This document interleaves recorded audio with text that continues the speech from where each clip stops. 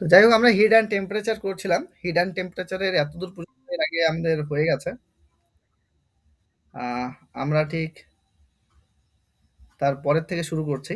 আজকে hit and টেম্পারেচারের থিওরির last class. কালকে আমরা কোশ্চেন অ্যান্ড অ্যান্সার করব। তো heat and temperature, heat and temperature most important chapter বলতে গেলে। কেন কি এই চ্যাপ্টারটা তোমাদের এএলপিতে পাবে। এএলপি থেকে মানে এএলপিতে এই চ্যাপ্টারটা হচ্ছে তোমার সিবিটি 2 তে আছে, ভাবছো? যদি সিবিটি 1 পাস করে সিবিটি 2 যাও, যা পড়াচ্ছি এলপির জন্য এনাফ। প্লাস হচ্ছে গ্রুপ ডির জন্য তো লাগবেই, আরআরবি গ্রুপ ডির জন্য তো তোমাদের লাগবেই। এছাড়াও জেইর জন্য এনাফ। মানে এই তিনটাকে মাথায় রেখে চ্যাপ্টারগুলোকে ওই আমি সায়েন্সের রিভিউ করাচ্ছি। এএলপি, গ্রুপ ডি আর জেই, এই তিনটাকে ফোকাস করে করাচ্ছি। তার জন্যই আমরা এত ব্রিফলি, এত ডিটেলসে আর এত টেকনিক্যালি পড়াশোনা করছি, ঠিক আছে? তা না হলে এই হিট অ্যান্ড টেম্পারেচারে 5-6টা ক্লাস লাগে না। হিট অ্যান্ড টেম্পারেচার কমপ্লিট করার জন্য 2টা ক্লাস এনাফ। তো যাই হোক, দেখি হিট অ্যান্ড টেম্পারেচারে আজকের ক্লাসে আমরা যেটা শিখব ব্যাপারটা কীরকম। তোমাদের তাপমাত্রা পরিমাপের ক্ষেত্রে কয়টা স্কেল বলেছিলাম? 4টা স্কেল আমি বলেছিলাম অলরেডি। একটা হচ্ছে সেলসিয়াস স্কেল, মনে আছে? ডিগ্রি সেলসিয়াস, একটা ডিগ্রি ফারেনহাইট, একটা করেছিলাম কেলভিন, আর কি বলেছিলাম? Degree rumour. শোনো, এই 4টা স্কেল ছাড়াও আরেকটা স্কেল কিন্তু রয়েছে। সেই স্কেলটা হচ্ছে র্যানকিন বা রানকিন। র্যানকিন বা রানকিন। তবে র্যানকিন বা রানকিন সম্পর্কে অত বেশি বিস্তারিত জানার প্রয়োজন নেই। জাস্ট মনে রাখো, তাপমাত্রা পরিমাপের আরেকটা স্কেল রয়েছে, সেই স্কেলটা হচ্ছে র্যানকিন বা রানকিন। এতটুকু মনে রাখলেই হবে। কারণ র্যানকিন বা রানকিন থেকে কম্পিটিটিভ সেভাবে প্রশ্ন আসে না, শুধু এতটুকুই আসে যে নিম্নলিখিত কোনটি তাপমাত্রা পরিমাপের একক, মানে তাপমাত্রা পরিমাপের স্কেল। তখন তুমি র্যানকিন বা রানকিনটা কিন্তু পাবে। তখন তুমি বলবে যে দাদা তো এই 4টা পড়িয়েছে, এটা তো ছিল না, এটা তো হবে না, কিন্তু এটাও হবে। আমি মনে করিয়ে দিলাম, হ্যাঁ? কারণ এটা পড়ানো হয়নি। কেন পড়ানো হয়নি? কারণ এটাতে কোশ্চেন আসে না সেরকম। বাট কোশ্চেন একটা জায়গায় আমি দেখলাম এইভাবে কোশ্চেনটা দিয়েছে, সো আমি তোমাকে বলে দিলাম। আচ্ছা, এবার এবার আমাদের যেটা করতে লাগবে সেটা হচ্ছে এরকম। ধরো কোনো একটা হট বডি আছে, মানে গরম বস্তু আছে। একটা হট বডি বা গরম বস্তু। আরেকটা তুমি কোল্ড বডি নিলে, অর্থাৎ ঠান্ডা বস্তু নিলে। ঠান্ডা বস্তু, ধরো এটার টেম্পারেচার হচ্ছে তোমার 50 ডিগ্রি সেন্টিগ্রেড। এটার টেম্পারেচার হচ্ছে তোমার 10 ডিগ্রি সেন্টিগ্রেড। এই দুটা বস্তুকে তুমি যদি পাশাপাশি নিয়ে আসো, কন্ট্যাক্টে নিয়ে আসো, গরম বস্তুর কাছাকাছি এই ঠান্ডা বস্তুটাকে নিয়ে আসো, তাহলে যে জিনিসটা দেখা যাবে, গরম বস্তু থেকে তাপ ঠান্ডা বস্তুর দিকে প্রবেশ করবে, অর্থাৎ তাপের ট্রান্সফার হবে। এবার কি হবে, এই বস্তু থেকে তাপ, যে পরিমাণ তাপ গরম বস্তুটা ছেড়ে দেবে, ঠান্ডা বস্তুটা ঠিক তত পরিমাণ তাপই কিন্তু গ্রহণ করবে। খুব ইম্পর্টেন্ট লাইন বললাম। মানে উষ্ণ বস্তু দ্বারা বর্জিত তাপ, কি বললাম? উষ্ণ বস্তু দ্বারা বর্জিত তাপ, উষ্ণ বস্তু দ্বারা বর্জিত তাপ, উষ্ণ বস্তু দ্বারা বর্জিত তাপ, মানে উষ্ণ বস্তুটা যতখানি তাপ বর্জন করবে, ঠান্ডা বস্তুটা ঠিক ততখানি তাপই গ্রহণ করবে। ঠান্ডা বস্তু দ্বারা গৃহীত তাপ, গৃহীত তাপ, এই রেজাল্ট দুটা সেম হবে। এখন প্রশ্ন হচ্ছে, এই বস্তুটা যখন এখান থেকে এই বস্তুটাতে হিট ট্রান্সফার করবে, তখন তো কিছু পরিমাণ হিট তো এই দিক দিয়েও বেরিয়ে চলে যাবে না, পরিবেশের মধ্যেও তো বেরিয়ে চলে যাবে, তাই তো? কিন্তু বলা হচ্ছে যদি পরিবেশের মধ্যে কোনো রকম তাপের আদান প্রদান না ঘটে, তাহলে মানে তাপ যদি নষ্ট না হয়, মোট কথা পারিপার্শ্বিক পরিবেশে যদি তাপ নষ্ট না হয়, সেক্ষেত্রে উষ্ণ বস্তু যতখানি তাপ বর্জন করবে, শীতল বস্তু ঠিক ততখানি তাপ গ্রহণ করবে। ধরে নাও ব্যাপারটা এরকম যে এই একটা বস্তু, তার কাছাকাছি আমি আরেকটা বস্তু নিয়ে আসছি। এই বস্তুটার ভর হচ্ছে m1, এই বস্তুটার আপেক্ষিক তাপ হচ্ছে s1, আর এই বস্তুটার বর্তমানে টেম্পারেচার হচ্ছে T1। এই বস্তুটার ভর হচ্ছে m2, বস্তুটার আপেক্ষিক তাপ হচ্ছে T2 S2। আর আচ্ছা, আমি বলেছিলাম সি দিয়েও প্রকাশ করা হতে পারে, এস দিয়েও প্রকাশ করা হতে পারে স্পেসিফিক হিটকে, তাই তো আমি এস দিয়ে বললাম m2 S2। আর এখন এটার টেম্পারেচার হচ্ছে T2। তাহলে এই বস্তুটা তাপ বর্জন করছে আর এই বস্তুটা তাপ গ্রহণ করছে। তো ফাইনালি দেখা গেল একটা বস্তু আরেকটা বস্তুতে তাপ ট্রান্সফার করতে করতে একটা সময় আসবে যখন এই বস্তুটার তাপ কমতে কমতে কমতে কমতে টি হয়ে গেল, এই বস্তুটার তাপ বাড়তে বাড়তে বাড়তে বাড়তে টি হয়ে গেল। কেন এরকমটা হলো?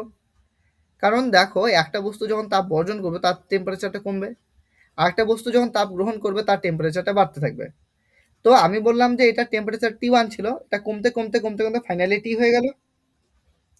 এই বস্তুটার টেম্পারেচার T2 ছিল, ফাইনালি বাড়তে বাড়তে এটা টেম্পারেচার টি হয়ে গেল।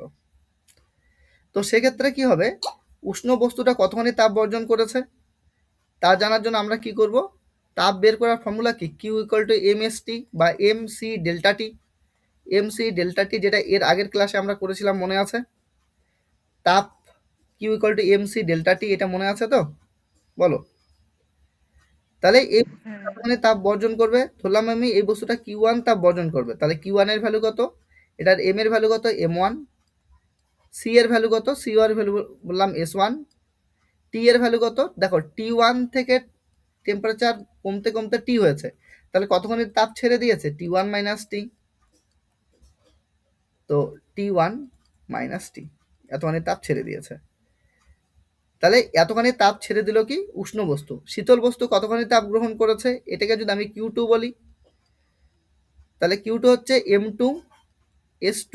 দেখো এটার টেম্পারেচার কত ছিল, T2, বাড়তে বাড়তে বাড়তে বাড়তে কত হয়েছে, টি হয়েছে, তাহলে কতখানি টেম্পারেচার বাড়লো, T মাইনাস T2, এতখানি টেম্পারেচার বেড়ে গেল। তাহলে টেম্পারেচার পরিবর্তন কত, T মাইনাস T2। তাহলে এটা হচ্ছে উষ্ণ বস্তু দ্বারা বর্জিত তাপ, এটা হচ্ছে শীতল বস্তু দ্বারা গৃহীত তাপ। তাহলে Q1 এর ভ্যালু আর Q2 এর ভ্যালু হচ্ছে সেম। তো সেক্ষেত্রে আমরা কি পাবো, M1 S1 ব্র্যাকেটে পাবো হচ্ছে T1 minus T equal to Q2 এর ভ্যালু হচ্ছে M2 S2 ব্র্যাকেটে হচ্ছে T মাইনাস T2। এই জিনিসটা আমরা পাচ্ছি। তো ব্যাপারটা এখানে দাঁড়িয়ে যাচ্ছে কি, উষ্ণ বস্তু দ্বারা বর্জিত তাপ, শীতল বস্তু দ্বারা গৃহীত তাপ, এই দুটা রেজাল্ট কি হবে, সমান হবে। এইটাই হচ্ছে ক্যালোরিমিতির মূলনীতি। এটা কি বলতো, এটা হচ্ছে ক্যালোরিমিতির মূলনীতি। ক্যালোরিমিতির মূলনীতি, ক্যালোরিমিতির মূলনীতি, ক্যালোরিমিতির মূলনীতি। তাহলে ক্যালোরিমিতির মূলনীতি কি, ক্যালোরিমিতির মূলনীতি হচ্ছে উষ্ণ বস্তু দ্বারা বর্জিত তাপ আর শীতল বস্তু দ্বারা গৃহীত তাপ পরস্পর কি হবে, সমান হবে। ঠিক আছে? তো ক্যালোরিমিতির মূলনীতিটাকে তাহলে আমরা লিখি, কিরকম ভাবে লিখতে লাগবে, ক্যালোরিমিতির মূলনীতিটা কি,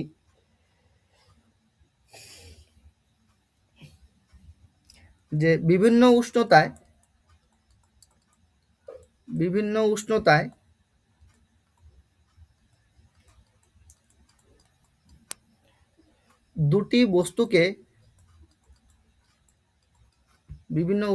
দুটি বস্তুকে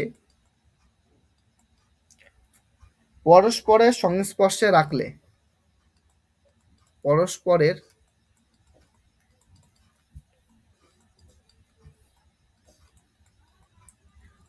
সংস্পর্শে রাখলে, পরস্পরের সংস্পর্শে রাখলে কি করবে, উষ্ণ বস্তু তাপ বর্জন করবে, শীতল বস্তু তাপ গ্রহণ করবে, তাই না? একটি বস্তু দ্বারা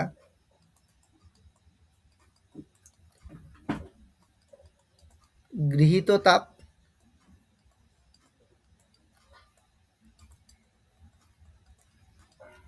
এবং অপর বস্তু দ্বারা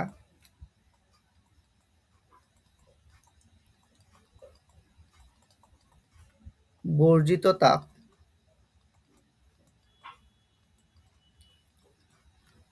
কি হবে? পরস্পর সমান হবে। পরস্পর সমান হবে। এটাই হচ্ছে আমাদের ক্যালোরিমিতির মূলনীতি। এটা কি বললাম? এটা হচ্ছে ক্যালোরিমিতির মূলনীতি। এটা হলো ক্যালোরিমিতির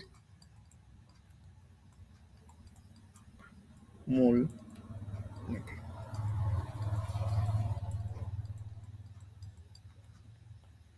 শোনো, তারপরে যেটা তোমাদের করতে লাগবে,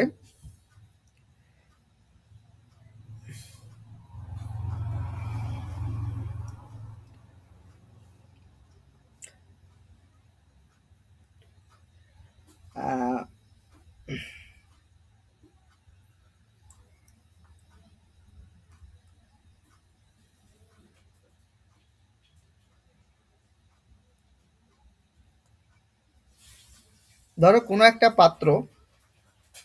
একটা পাত্র রয়েছে, সেই পাত্রটার তুমি টেম্পারেচার বৃদ্ধি করতে চাচ্ছ 1 ডিগ্রি সেন্টিগ্রেড। কোনো একটা লোহার তৈরি পাত্র আছে, ধরো তার টেম্পারেচার তুমি বৃদ্ধি করতে চাচ্ছ কত? 1 ডিগ্রি সেন্টিগ্রেড। তাহলে 1 ডিগ্রি সেন্টিগ্রেড টেম্পারেচার বৃদ্ধি করার জন্য, বা কোনো একটা বস্তু, ধরো কোনো একটা বস্তু আছে, সেই বস্তুটার তুমি টেম্পারেচার কত বাড়াতে যাচ্ছ? সেই বস্তুটার টেম্পারেচার তুমি বাড়াতে যাচ্ছ হচ্ছে 1 ডিগ্রি সেন্টিগ্রেড। তাহলে কোনো একটা বস্তুর টেম্পারেচার তুমি যখন বৃদ্ধি করতে চাবে, বস্তুর টেম্পারেচার তো আর এমনি এমনি বৃদ্ধি পাবে না। বস্তুর টেম্পারেচারকে বৃদ্ধি করতে হলে তোমাকে কি দিতে লাগবে? হিট দিতে লাগবে। তো বস্তুটার টেম্পারেচার বৃদ্ধি করার জন্য ধরো তোমাকে কিছু পরিমাণ হিট দিতে লাগলো। কত পরিমাণ হিট দিতে লাগলো? আমি বললাম যে কিউ পরিমাণ তুমি হিট দিলে। কিউ পরিমাণ তাপ দেওয়ার পরে কোনো একটা বস্তুর টেম্পারেচার 1 ডিগ্রি সেন্টিগ্রেড বৃদ্ধি পেল। এবার তুমি কি করবে? এখানে যে কিউ পরিমাণ তাপ দিয়েছো, এই কিউ পরিমাণ তাপ তুমি জলের মধ্যে দিলে। এবার এই কিউ পরিমাণ তাপ তুমি কোথায় দিলে? জলের মধ্যে দিলে। মানে এখানে যত পরিমাণ তাপ, ঠিক সেম পরিমাণ তাপ তুমি কোথায় দিলে? জলে দিলে। জলে দেওয়ার পরে দেখা গেল যে 20 গ্রাম জলের উষ্ণতা, ধরে নাও যে 20 গ্রাম জলের উষ্ণতা 1 ডিগ্রি সেন্টিগ্রেড বৃদ্ধি পেল। 1 ডিগ্রি সেন্টিগ্রেড বৃদ্ধি পেল। কথাটার মানে কি বললাম? কোন একটা বস্তু, সেই বস্তুটার টেম্পারেচার 1 ডিগ্রি সেন্টিগ্রেড বাড়ানোর জন্য তোমাকে তাপ প্রয়োগ করতে লাগবে। যে পরিমাণ তাপ এখানে প্রয়োগ করছো, ঠিক সেই পরিমাণ তাপ তুমি প্রয়োগ করলে কোথায়? 20 গ্রাম জলের মধ্যে প্রয়োগ করলে দেখলে সেই 20 গ্রাম জলের উষ্ণতা বৃদ্ধি পেলে কত? 1 ডিগ্রি সেন্টিগ্রেড। তাহলে বলা হবে এই বস্তুটার জলসম হচ্ছে 20 গ্রাম। তাহলে বলা হবে কি? এই বস্তুটার জলসম হচ্ছে 20 গ্রাম। এই টার্মটার মানে জানতে লাগবে, জলসম হচ্ছে 20 গ্রাম। তাহলে ডেফিনেশনটা কি দাঁড়ালো? ডেফিনেশনটা দাঁড়ালো এইরকম, মানে কোনো বস্তুর যদি টেম্পারেচার তুমি 1 ডিগ্রি সেন্টিগ্রেড বৃদ্ধি করতে চাও, তাহলে যে পরিমাণ তাপ লাগবে, ওই পরিমাণ তাপ যে পরিমাণ জলের উষ্ণতা, ওই পরিমাণ তাপ যে পরিমাণ জলের উষ্ণতা 1 ডিগ্রি সেন্টিগ্রেড বৃদ্ধি করতে পারবে, ওই পরিমাণ তাপ যে পরিমাণ জলের উষ্ণতা 1 ডিগ্রি সেন্টিগ্রেড বৃদ্ধি করতে পারবে, সেই পরিমাণ জলকে তাকে কি বলা হবে? ওই বস্তুর জলসম বলা হবে। তো জলসমের ডেফিনেশনটা তোমাদের জন্য ইম্পর্টেন্ট, এটা পরীক্ষায় আসে অনেক সময়। জলসম মানে ডেফিনেশন ওইভাবে আসবে না, বলবে যে জলসম সম্পর্কে নিম্নলিখিত কোন বিবৃতিটি সঠিক, এরম থাকে। তো জলসম এটাকে বলা হয় water equivalent. Water equivalent water equivalent তাহলে ওয়াটার ইকুইভ্যালেন্ট বা জলসম কাকে বলছে? ওয়াটার ইকুইভ্যালেন্ট বা জলসম ব্যাপারটা এই ধরনের, যে কোনো বস্তুর উষ্ণতা, ডেফিনেশনটা এরকম লিখতে লাগবে, কোনো বস্তুর উষ্ণতা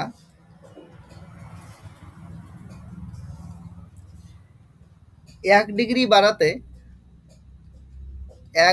বাড়াতে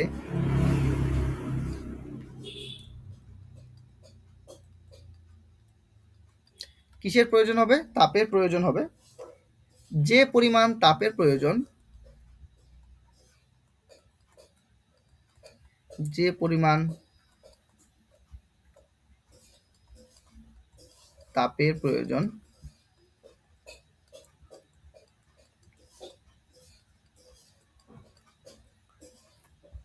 হয়,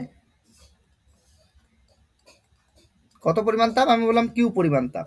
ঠিক আছে, সেই পরিমাণ তাপ মানে এখানে যত পরিমাণ তাপ লাগলো অত পরিমাণ তাপে কিন্তু তুমি এখানে দেবে, হ্যাঁ, সাপ্লাই করবে।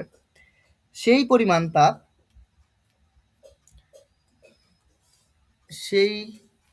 পরিমাণ তাপ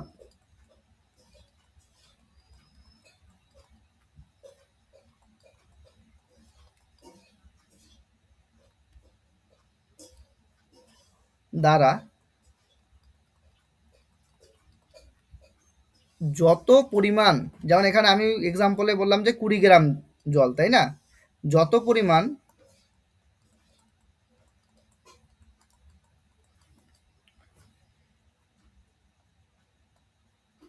জলের উষ্ণতা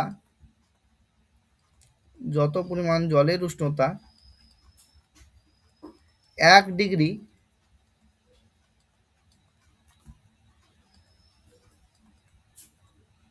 বৃদ্ধি করবে,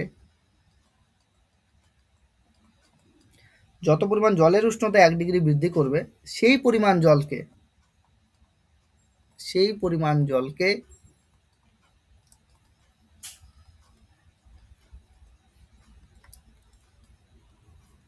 ওই বস্তুর জলসম বলে। সেই পরিমাণ জলকে কি বলা হবে? এখানে আমি নিচে লিখে দিচ্ছি, ওই বস্তুর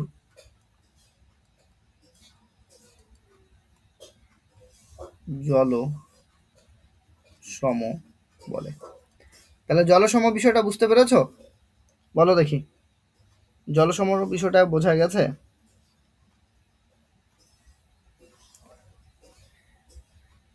তো অনেক সময় যদি এরকম বলি যে কোনো বস্তুর জলসম কোনো বস্তুর জলসম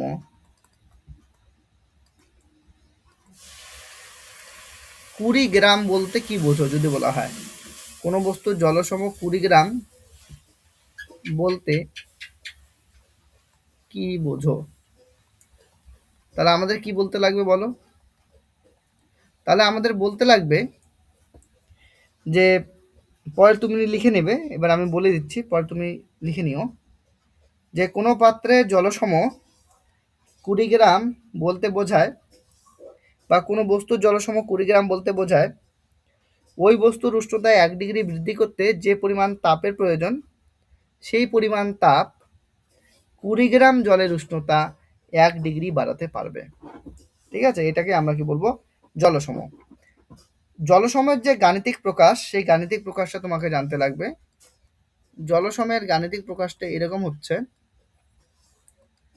এম মানে ভর, জলের ভর, ইন্টু এস হচ্ছে জলের আপেক্ষিক তাপ, এম ইন্টু এস, এটা হচ্ছে জলসমের গাণিতিক প্রকাশ।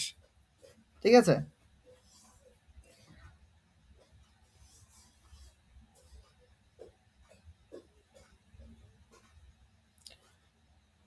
এবার তোমাকে যেটা জানতে লাগবে, জলসম হয়ে গেল, জলসম এতটুকু জানলেই হবে। এখন তোমাকে একটা জিনিস আমি বলি, ধরো তুমি কোনো একটা বস্তুর টেম্পারেচার কমাবে। ধরো কোনো একটা বস্তুর টেম্পারেচার 60 ডিগ্রি সেন্টিগ্রেড আছে, সেখান থেকে তুমি সেই টেম্পারেচার থেকে কমিয়ে তুমি করবে হচ্ছে 50 ডিগ্রি সেন্টিগ্রেড। তাহলে টেম্পারেচার কত আছে? 60 ডিগ্রি সেন্টিগ্রেড, সেখান থেকে কমিয়ে তুমি করবে হচ্ছে 50 ডিগ্রি সেন্টিগ্রেড। আরেকটা বস্তু আছে যেটার টেম্পারেচার হচ্ছে 50 ডিগ্রি সেন্টিগ্রেডে আছে, সেই টেম্পারেচারটাকে তুমি করিয়ে করবে হচ্ছে 40°C।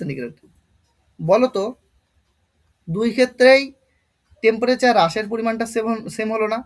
এখানেও তুমি 10°C টেম্পারেচার হ্রাস করলে, এখানেও তুমি 10°C টেম্পারেচার হ্রাস করলে, ভালো কথা।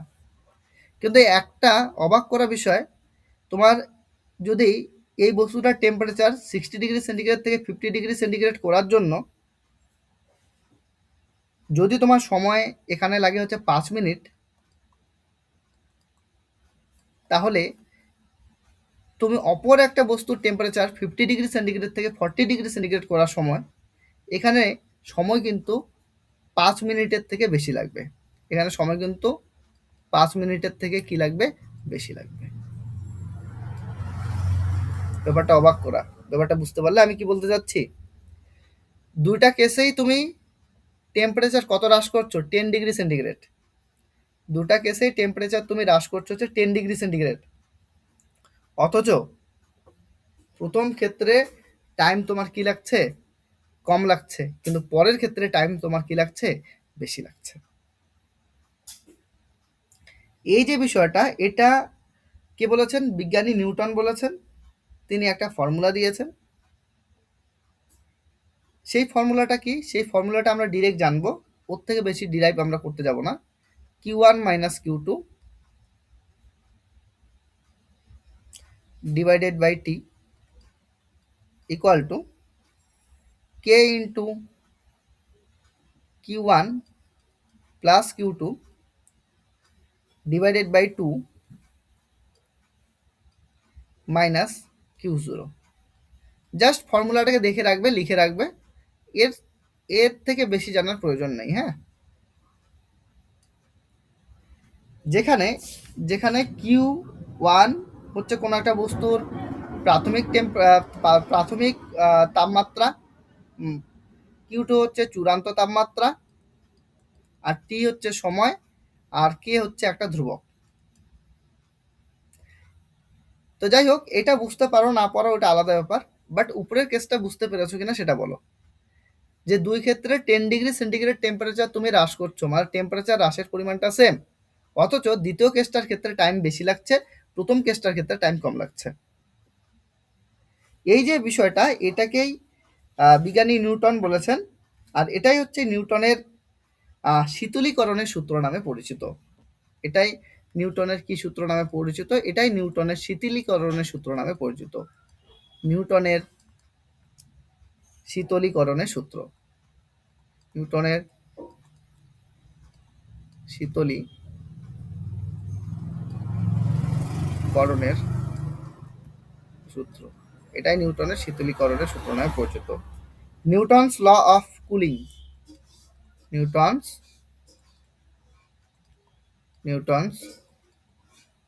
ল অফ কুলিং, এটা হচ্ছে নিউটনের শীতলীকরণের সূত্র।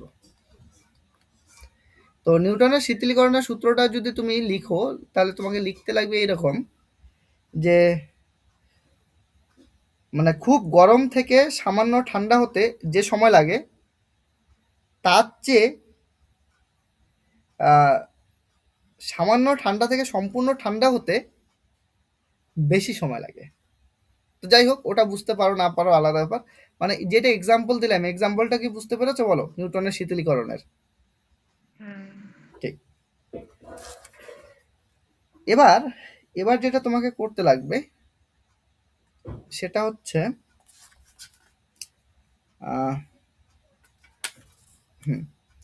চলে যাই আমরা। তুমি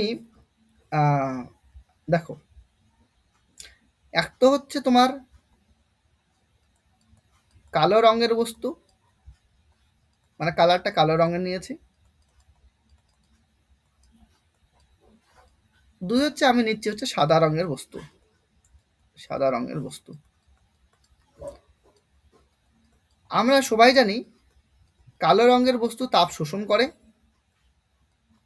সাদা রঙের বস্তু তাপ প্রতিফলিত করে, তাই জানি কি না বলো? কালো রঙের বস্তু জেনারেলি কি করে? তাপকে বেশি শোষণ করে, আর সাদা রঙের বস্তু তাপকে মানে বিকিরিত করে, মানে ছেড়ে দেয়। তো আরেকটা এক্সাম্পল দিলে তুমি ভালো বুঝতে পারবে, যেমন কাজল। কাজল জানো তো, চোখে যে দেয় কাজল। কাজল বিষয়টা বুঝতে পারলে? হ্যাঁ, কাজলের মধ্যে একটা জিনিস আছে, কি বলতো, এটা 95% তাপকে শোষণ করতে পারে। 95% তাপকে শোষণ করতে পারে। 95% তাপকে শোষণ করতে পারে। মানে কাজলের তাপ শোষণ করার ক্ষমতাটা এতটাই বেশি। আর 5% তাপকে বিকিরণ করে। তো যাই হোক, আহ, তবে যে সমস্ত বস্তু মানে প্রায় সমস্ত বিকিরিত তাপকে শোষণ করতে পারে, যেমন কাজল 95% তাপকে শোষণ করতে পারে, তাহলে এইটা আমাদের কিসের মধ্যে পড়বে? এটা পড়বে হচ্ছে কৃষ্ণ বস্তুর মধ্যে পড়বে। এটাকে বলা হয় কৃষ্ণ বস্তু, বা এটাকে বলা হয় ব্ল্যাক বডি বলা হয়। ব্ল্যাক বডি, ব্ল্যাক বডি বা কৃষ্ণ বস্তু বলা হয়। তাহলে কৃষ্ণ বস্তু বা ব্ল্যাক বডি কি? কৃষ্ণ বস্তু বা ব্ল্যাক বডি হচ্ছে সেই সমস্ত বস্তুগুলিকে আমরা কৃষ্ণ বস্তু বা ব্ল্যাক বডি বলবো, যারা যারা কি করবে, প্রায় সমস্ত তাপ, মানে মোর দ্যান 95% বা 90%, মোর দ্যান 95% তাপকে শোষণ করতে পারবে, তাদেরকে আমরা কৃষ্ণ বস্তু বা ব্ল্যাক বডি বলবো। এটা কৃষ্ণ বস্তুটা শুধু জানতে লাগবে, ঠিক আছে?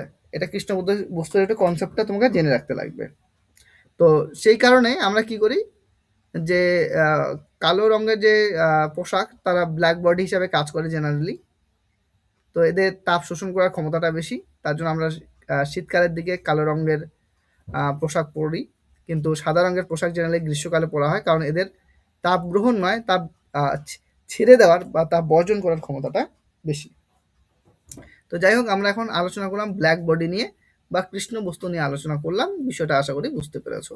কৃষ্ণ বস্তু বা ব্ল্যাক বডি, এটা আমরা আলোচনা করলাম, ঠিক আছে? আচ্ছা, নেক্সট হচ্ছে ব্যাপারটা, শুনবে। আমি দুটা কাপ নিলাম, এই একটা কাপ নিলাম। দেখো, এগুলার কনসেপ্ট আরও ডিটেল রয়েছে, ঠিক আছে? বাট আমাদের এক্সামের জন্য, কম্পিটিটিভ এক্সামে মানে রেলওয়ের জন্য প্রশ্নের উত্তর করার জন্য আমাদের যতটুকু প্রয়োজন আমি অতটুকুই পড়াচ্ছি, বুঝতে পেরেছো? ব্ল্যাক বডি কিন্তু একটা পুরো চ্যাপ্টার আছে। ব্ল্যাক বডি নিয়ে মানে ক্লাস 11-12 পুরো একটা চ্যাপ্টার আছে। বাট আমাদের অত কিছু দরকার নেই, আমাদের এক্সামের জন্য যতটুকু দরকার আমি অতটুকুই পড়াচ্ছি। দুটো আমরা কাপ নিলাম,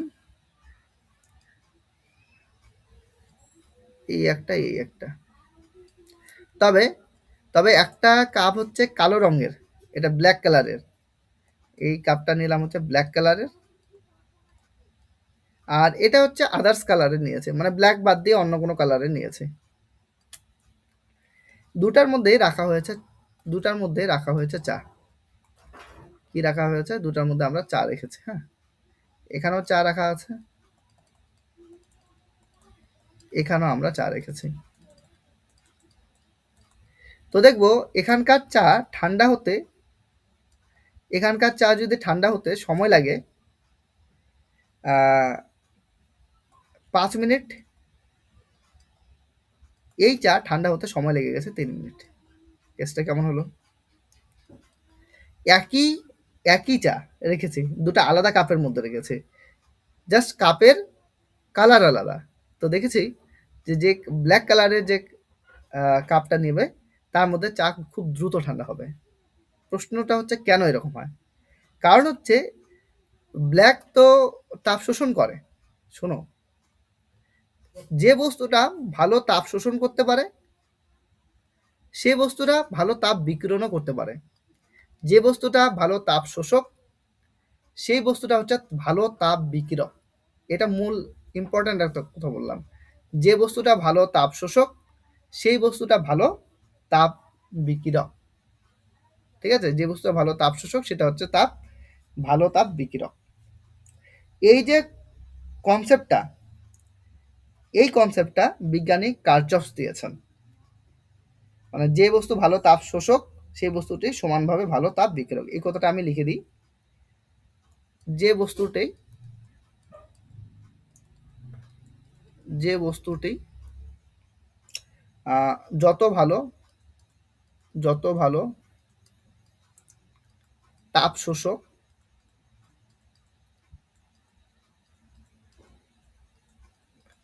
সেই বস্তুটি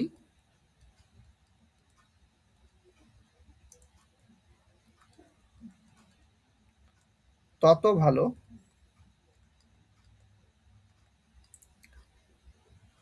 তাপ বিকিরক। যে বস্তুটা যত ভালো তাপ শোষক সেই বস্তুটি তত ভালো তাপ বিকিরক। এই যে বক্তব্যটা, এই বক্তব্যটা কে দিয়েছেন? এই বক্তব্যটা দিয়েছেন বিজ্ঞানী কার্চাপস। এটাকে কার্চাপস ল বলা হয়। এটা হচ্ছে কার্চাপসের সূত্র অনুযায়ী আমরা বলতে পারি। হ্যাঁ, এই ঘটনাটা আমরা কার সূত্র অনুযায়ী বলতে পারি? এটা হচ্ছে আমরা কার্চাপস ল অনুযায়ী বলতে পারি। খুব ইম্পর্টেন্ট টার্ম। ঠিক আছে? আর এই প্রশ্নগুলি যখন আমাদের রেলওয়েতে হয় তখন আমরা বলি যে ওরা তো বলে দেন 10th স্ট্যান্ডার্ড, বাট বাস্তবে 10th স্ট্যান্ডার্ডে এই কার্চফস ল, নিউটনের শীতলীকরণের সূত্র এগুলা কিন্তু নেই। ঠিক আছে? বাট এগুলা থেকে প্রশ্ন হয়েছে। তো তার জন্য এই প্রশ্নগুলি জাস্ট এতটুকু কনসেপ্ট থাকলে কিন্তু তুমি প্রশ্নের উত্তর করতে পারবে, এর বাইরে কিন্তু অত বিস্তারিত জানার প্রয়োজন নেই। তো যাই হোক, হিট অ্যান্ড টেম্পারেচার যা পড়ার আমি পুরোটা পড়িয়ে দিলাম। কালকে শুধু আমাদের কোশ্চেন আনসার করলেই হবে। এতদূর পর্যন্ত বুঝতে পেরেছো বলো? এতদূর পর্যন্ত? হ্যাঁ, ঠিক। গুড।